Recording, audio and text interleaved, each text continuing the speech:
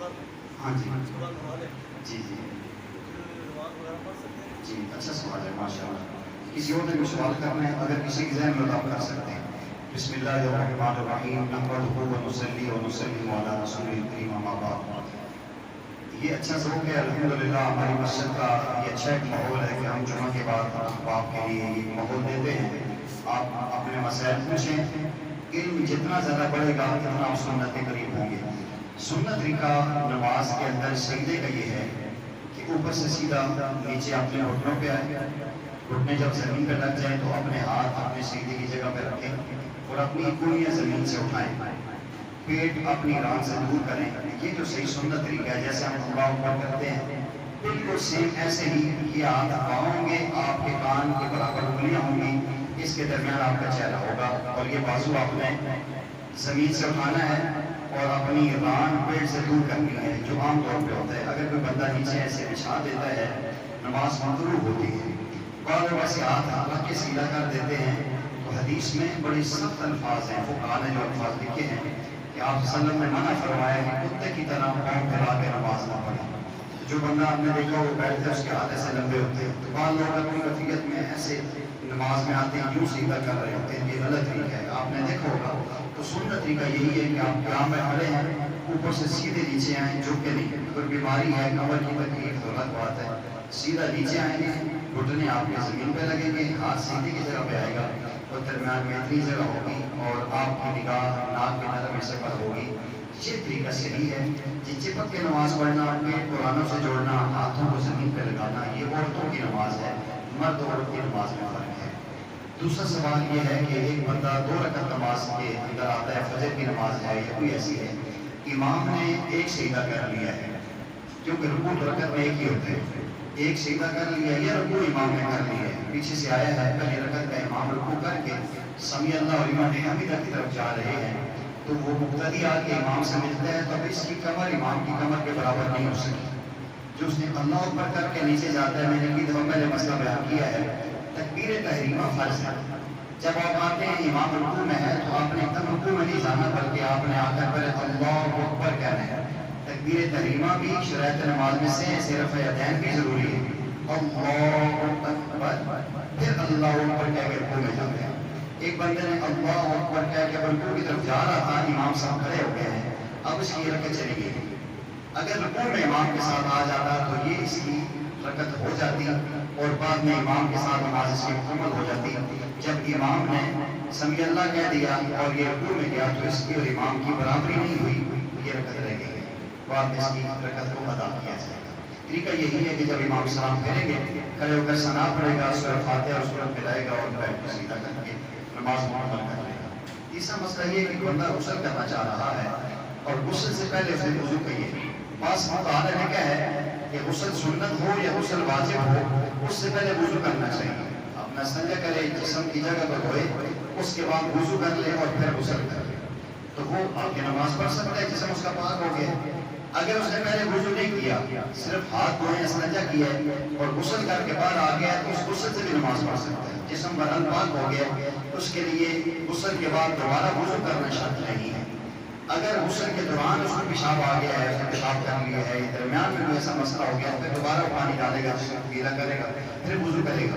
لیکن ایک بندہ اگر اس نے استنجا کیا اور اس کے بعد ہاتھ دھوئے اور پوری کی ناک میں پانی ڈالا پھر غسل پورا کر لیا تو جسم اس کا پورا پاک ہو گیا ہے اب وہ نماز ادا کر سکتا ہے. اس کو دوبارہ وضو کرنے کی ضرورت ہے نہ کرنا چاہیے.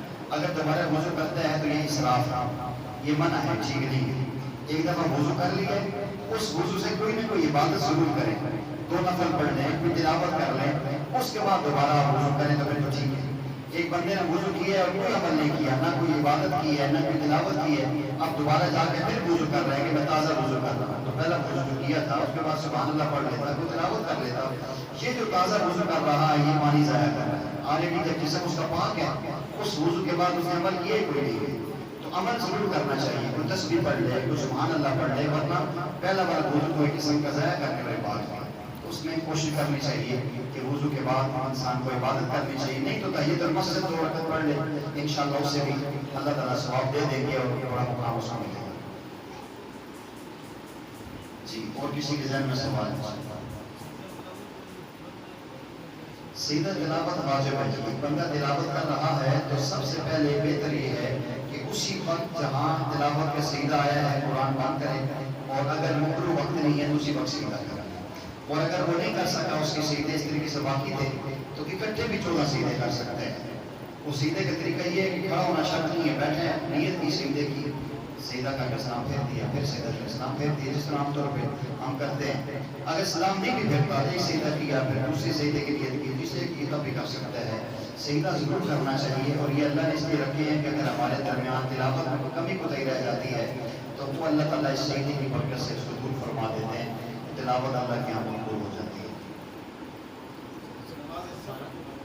نماز سفر ماشاء اللہ, یہ تو میں نے پہلے بیان کیا ہے. نماز سفر کا 2 چیزیں ہیں. سب سے پہلے یہ ہے کہ سفر کا آغاز کہاں سے ہوتا ہے. تو جو آپ کا علاقہ ہے, جب آپ اپنے علاقے کی حدود سے باہر نکل جاتے ہیں تو آپ کا سفر شروع ہو جاتا ہے. جو بندہ کسی علاقے میں جاتا ہے جو کم از کم 70 کلومیٹر, آج تک لوگوں نے 80 کلومیٹر تک کر دی ہے, جو ہے کہ 52 کلو میل کر دیا ہے, اس طریقے سے 80 کلومیٹر عام طور پہ 70-80 آج کل کلومیٹر بھی چھوٹے ہو گئے. تو کم از کم 80 کلومیٹر کا سفر ہے. یہاں سے کوئی بندہ حویلیاں جانا چاہ رہا ہے, یہاں سے کوئی بندہ اٹک سے آگے جا رہا ہے, پشاور کی طرف جا رہا ہے, یہاں سے کوئی چکوال سے آگے جاتا ہے جہاں اتنا وقت لگتا ہے.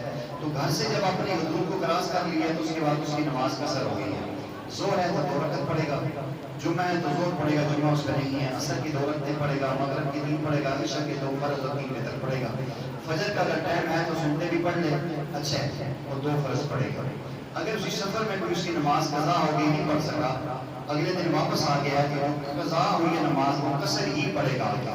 کل اگر کسی کی زور کی نماز یا عصر کی سفر میں رہ گئی ہے تو اب اپنے مقام پہ آ کر پوری نماز نہیں پڑھنی ہے, وہ سفر ہی والی پڑھنی ہے. یہ ایک بندے کی اپنے حضر میں, یہاں اپنے گھر میں کوئی نماز قضا ہو گئی تھی, وہ سفر میں اس کو ٹائم ملا, کہتے یار کل میں گھر میں تھا, زور بھی نہیں پڑھی, عصر بھی نہیں پڑھی. اب سفر میں ہونے کی وجہ سے نماز آدھی نہیں ہوگی, وہ اپنے زور اور عصر کی پوری نمازوں سے علاقے میں پڑھے گا. تو اس میں صرف یہ ہوتا ہے کہ اگر کوئی بندہ, یہ تو سفر جانے والا ہے, ایک بندہ کس جگہ جاتا ہے وہاں اس کو یہاں سے کوئی پشاور چلا جاتا ہے, یہ یہاں سے کوئی جو ہے کہ ہری پور آگے منصیرہ کی طرف چلا جاتا ہے یا لاہور کی طرف جاتا ہے, تو وہاں اگر 15 دن کی نیت کر لیتا ہے تو پھر وہاں نمازیں اس کی ساری پوری پڑھنی ہے.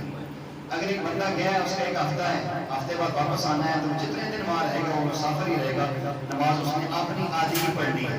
ہاں اگر محلے کی مسجد میں امام صاحب امامت کروا رہے ہیں تو ان کے پیچھے اس نے جا کر پوری نماز پڑھنی ہے, کیونکہ جب پیچھے امام کے نیت کی ہے تو امام مقیم ہے تو یہ پوری نماز پڑھے گا.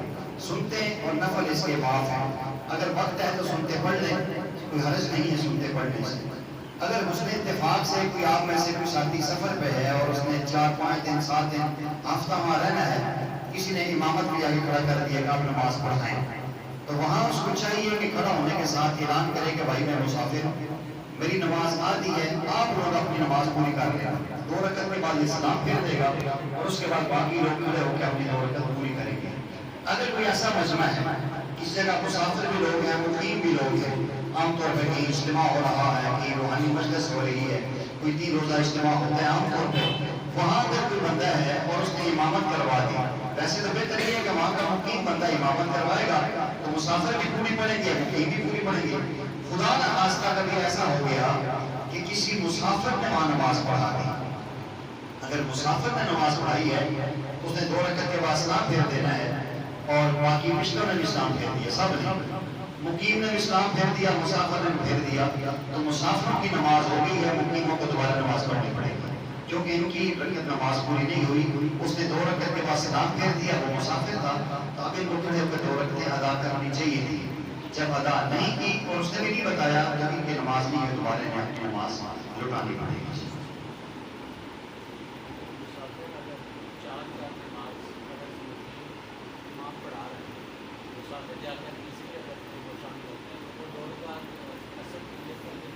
نہیں جی نہیں, جب بھلے ایک زور کی نماز میں مسافر آ کے شامل ہوتا ہے اور اس نے آخری رکعت امام کے ساتھ پائی ہے, تو جی امام کی ابتدا میں آ گیا, اب اس کو باقی 3 رکعتیں پوری کرنی پڑے گی, کیونکہ جب امام کے پیچھے ہے تو اس نے نماز وہی مکمل کرنی ہے. آپ نہیں پڑھے گا تو مسافر ہے, جب اس کی ابتدا میں آ گیا تو وہی حکم اس پہ چلے گا جو امام کا ہے, اپنی نماز اس طرح نہیں کر سکتا.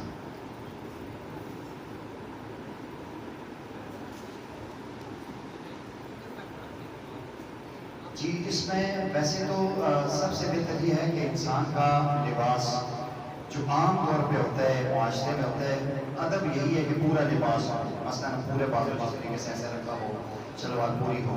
ایک بندہ ایسے بازو سے فولڈ کیے ہوئے ہیں، یہ نماز پڑھتا ہے تو یہ نماز مکروہ ہوتی ہے.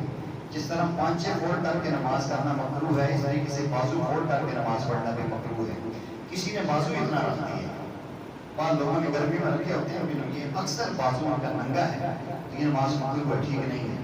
بعض لوگ وضو کرتے ہیں، اب وضو کر کے امام صاحب نے نماز پڑھی ہے جلدی جلدی کر کے اللہ اکبر کر کے یہ ہاتھ مار رہے ہوتے ہیں. اب نماز کے اندر یہ حرکت کر رہے ہیں تو نماز نہیں ہوتی. 2 منٹ صبر کر لیں، رکعت جاتی چلی جائے، آرام سے قمیض نیچے کرے تسلی کے ساتھ، پھر آرام سے ڈسپلن کے ساتھ اللہ کے دربار میں کھڑا نیت کریں اللہ اکبر. وہاں سے چھلانگ والی کئی دفعہ ہم دیکھتے ہیں دھرم کے بعد آتی ہے، کوئی بیچارہ ڈگنے پہ گر رہا ہے، کوئی ادھر جا کے لگ رہا ہے، تو وہ اجلت ہے شیطان کی طرف، جلد بازی نہیں کرنی چاہیے. پیارے آقا صلی اللہ علیہ وسلم نے فرمایا بندہ نماز کے لیے گھر سے آتا ہے، آہستہ آہستہ چل کے بھلے نماز ہو بھی گئی اسے ثواب پورا مل جائے گا. تو اس میں جلدی نہیں کرنی چاہیے. فولڈ کر کے بازو یہ بھی ٹھیک نہیں ہے، بلکہ یہ پگڑی ہے. فقہاء نے لکھا کہ اس کی یہ بیس ہے، اگر کسی کی پگڑی یوں ہے، بعض لوگوں نے رکھی ہوتی ہے ایسے، نماز مکروہ ہوتی ہے. یہ پیشانی ننگی ہونی چاہیے. پیشانی ننگی ہو، کسی نے پکوڑ رکھا ہے، کلاکل رکھی ہے، ٹوپی رکھی ہے، سردیوں میں عام طور پہ یہاں تک ہم نے گرم ٹوپیاں رکھی ہوتی ہیں تو اس میں سجدہ مکروہ ہو جاتا ہے. پیشانی ننگی کرنی چاہیے. ننگی کر کے زمین پہ رکھ کے عبادت کریں گے تو نماز سنت کے مطابق ہوگی، اس کے خلاف کریں گے تو نماز مکروہ ہو جائے گی. سبحان ربک رب العزت عما یصفون وسلام علی المرسلین والحمد للہ.